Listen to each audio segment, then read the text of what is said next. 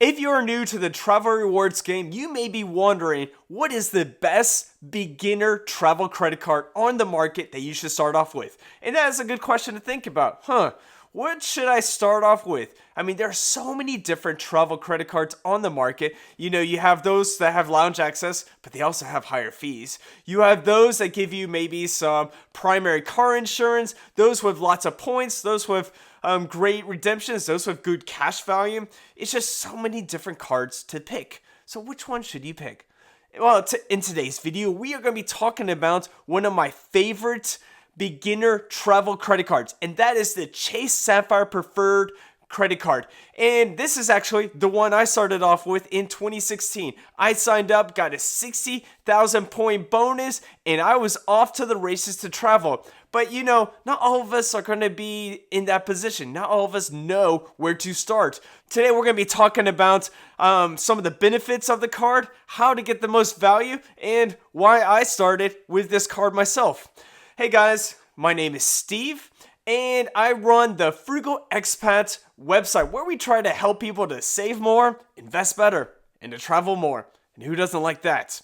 Now, if you like this content, make sure to smash that like button and subscribe.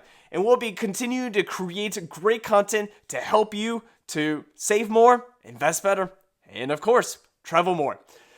Now, today we're going to be talking about the Chase Sapphire Preferred and why I think it is the best travel credit card for beginners. Now, first of all, let's break down some of the parts of this credit card. We got some great bonus categories that can help most people out. First of all, you're going to get 5x back on travel booked through the Chase travel portal. That means if you like to book flights, cruises, train tickets, hotels, any of those type of travel through the Chase portal, you'll get 5x back. You'll also get 3x back on dining, selective streaming services, and even some online grocery services. Now, this may not go with a Walmart, Target, or even those big wholesale places like Costco, but if you are like to use like Instacart or even those online grocery services, you can get 3x back. Now that's great news. And you can also get 2x back on most travel purchases that is not in the portal. So if you are booking travel on flights through maybe like Skyscanner, Google Flights, or even through the airlines, you're going to get 2x back. That's great news. And you'll also get 1x back on everything else. So we have some great categories to help you out. Now, if you're wondering about the fee, there is a $95 annual fee. Now, with this annual fee, you'll also get a $50 hotel credit booked through the Chase Travel Portal. So if you are going to stay at a hotel at least once a year, you might as well book through the Chase Travel Portal, get that $50 annual credit, and you'll be good to go. And with this card, you'll also get some great insurances. One of my favorites is the car insurance. So if you are renting a car, you'll get primary CDW with this card. So if they offer you car insurance for your car, well, you can decline it and save anywhere between $15 to $30 per day while using this card. So that is a huge benefit for those that like to rent their cars. Now, let's get on to our bonus. Our bonus right now is about 60,000 points. Now, sometimes it can range up to 80,000 points, and that's a great time to grab this card. Or, this 60,000 points is a great benefit because with this Chase Sapphire Preferred, these 60,000 points could be worth about $600 if you redeem it for cash. Now, not all travel credit cards can redeem it for 1 cent per 1 point. Some credit cards give you 0.6 cents per point, which is less than that 1 cent per point, so it's better to stick with this Chase card. Now, if you use this money for the Chase Travel Portal, you'll get a 25% bonus. So that's about 1.25 cents per point, equaling up 60,000 points, equals up to $750. Now, to get this bonus, you'll need to spend $4,000 in the first 90 days to get this 60,000 point bonus. Now, if you are not really into travel, but you kind of like that cash back, well, it's a huge win-win. Remember, 60,000 points minus that $95 comes out to a pretty good value.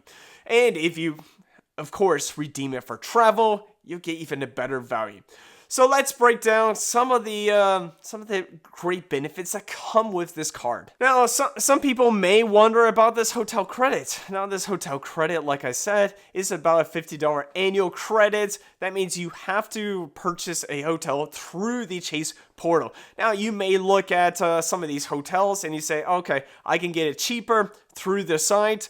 Well, that's true. Sometimes you can get cheaper through the site. Sometimes you get cheaper through the Chase portal. Just do your numbers, and if it's worth it to you, get that $50 annual credit. If it's not, well, go with the cheaper version. I mean, always do the numbers and always do the math. That's what I say. Now, one of the great things, like I said, is the primary auto insurance.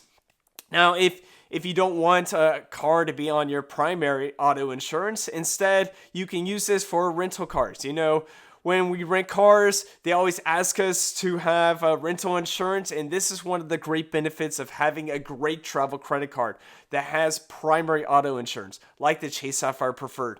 And you can decline the auto insurance with the rental company and instead use your card to rent the car, and now you have primary auto insurance. So it doesn't affect your rates, or when you get an accident, it doesn't make your premiums go up. So that's a win-win for both of us. Now, so if we go on and take a look, one of my favorite benefits is the transfer partners. Now, Chase has a couple of transfer partners that give benefits. Now, we have a couple of different airlines, like we got British Airways, we have Singapore Air, and we have Air Canada. One of my favorites is Air Canada when we're transferring points. Not using the points on Air Canada flights because those points can range and it may not be the best value. One of my favorite values is using our partner airlines.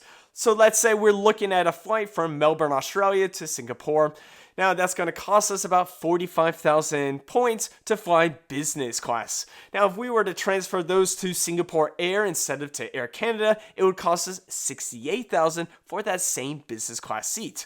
Now that's a huge difference, and you can save money. One of the great transfer partners I like is also Hyatt. Now if we're looking at Hyatt, most people would, book through Hyatt, and you would get a certain amount of points or a certain amount of money. So if we're looking at staying at a Grand Hyatt in Bali, Indonesia, and we're looking at maybe a king suite, that's going to cost us about $300 per night for at least two people.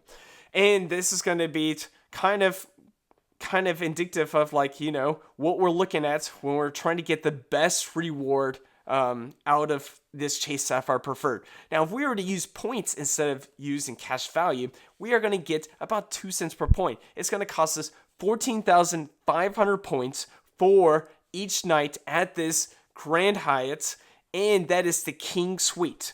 So that is a 2 cents per point valuation. Now that's a huge win for most of us. If we're looking to stay a couple of nights, we're going to get a good value. Now some of the bigger Hyatt rooms on non-peak times can get you even more value, up to 3 cents per point. But 2 cents is usually the roundabout number you're going to get.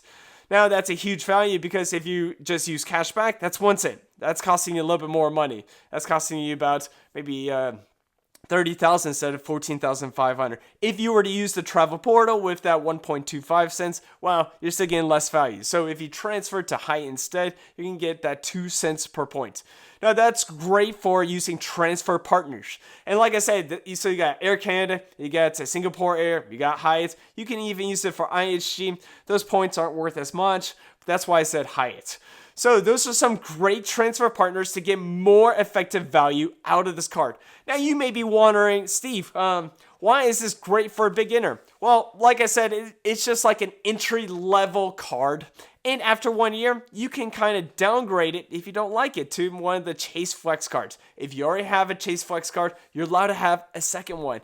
So that's the good news. You may have paid that $95 for the first year, maybe the second year, and you already got the bonus. It's already making great value for you. Remember, you got that $600 if you transfer 1 cent per point, minus that $95, coming out to about, $505 value. Or if you use that hotel credit, you get a little bit more value out of it. Now, if you use it in the Chase Travel Portal, maybe you book 1 or 2 flights internationally, that comes out to, like I said, that's $750 minus that $95 annual fee, and you get that about $655. Now, remember, if you get that hotel credit, you'll have a little bit more value. So this is one of the reasons that I like this Chase Sapphire Preferred card. Now, if you have some other Chase cards like the Chase Unlimited or the Chase Flex, you can now combine some of that cashback into Chase Ultimate Reward points. That means more value for your cash, and that means more availability to travel more. So if you're looking to get into the travel rewards games, the Chase Sapphire Preferred is one of the best travel credit cards to start off with beginners. Now, if you want to upgrade it and get the Chase Sapphire Reserve, it's just a higher annual fee, but it'll also come with some lounge access. Or you can also look at the Capital One Venture X, which has a higher fee, but also lounge access, and it could be one of the best travel credit cards for 2025. So the choice is yours. Take a look at it, do some math. I'll leave links in my description and to my website so you guys can check it out and see, is this the best beginner travel credit card for you in 2025?